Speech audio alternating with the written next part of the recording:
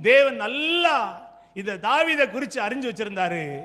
இவனை எங்க உருவாக்குறாருன்னா காட்டுல உருவாக்குறார். ஒரு கரடி அனுப்புறாரு, ஒரு சிங்கத்தை அனுப்புறாரு. அனுப்பி என்ன செய்யறான்னு பாக்குறாரு. ஏன்னா ஒண்ணு நல்லா தெரிஞ்சுக்கணும், கரடியும் சிங்கமும் உங்க வாழ்க்கையில வரும்போது நீங்க தெரிஞ்சுக்கணும், நம்ம பெரிய யுத்தத்தை சந்திக்க போறோம். ஒரு ஆமேன்னு சொல்லுங்களேன்.